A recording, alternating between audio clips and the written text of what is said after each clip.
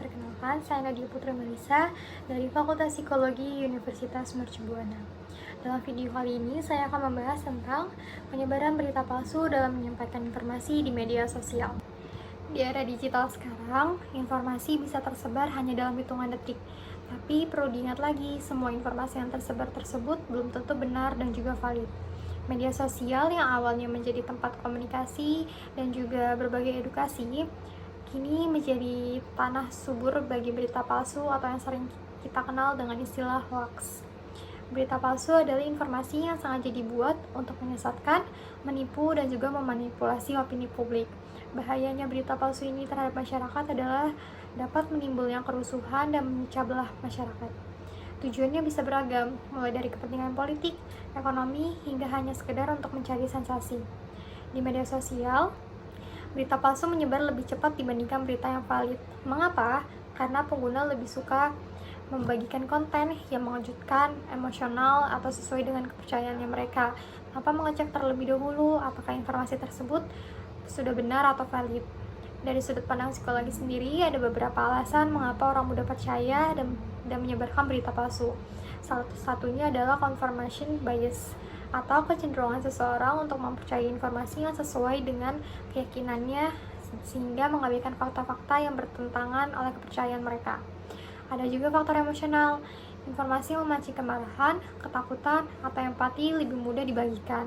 Selain itu, tekanan sosial dan kebutuhan untuk merasa terhubung atau up to date juga membuat seseorang merasa harus ikut menyebarkan informasi walaupun belum tentu benar.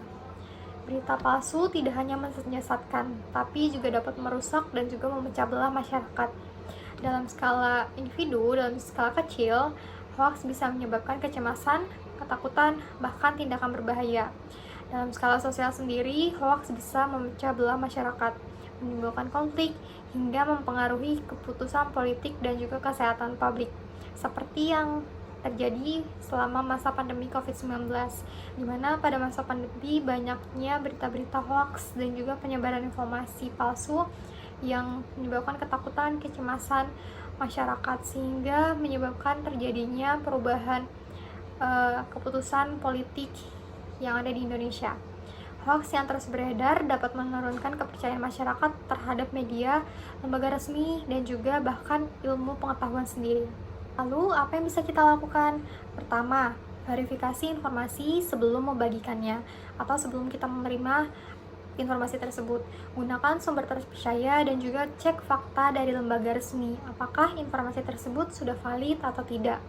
Kedua, melatih literasi digital kita, terutama kemampuan berpikir kritis dan juga mengenali ciri-ciri hoax atau informasi seperti judul provokatif, narasi sepihak, atau tanpa sumber yang jelas. Setiap klik dan share atau tanggung jawab, jangan sampai jari kita menjadi penyambung kebohongan yang membahayakan banyak orang. Mari kita gunakan media sosial yang bijak, kritis, dan juga bertanggung jawab. Karena di era informasi yang beredar sangat cepat ini, susah sekali untuk kita membedakan mana yang benar dan mana yang palsu. Sehingga kunci utamanya adalah kita harus aware dengan berita yang kita terima dan juga informasi yang kita dapat, dan juga berpikir kritis sebelum menerimanya. Sekian video dari saya, kurang lebihnya mohon maaf. Terima kasih.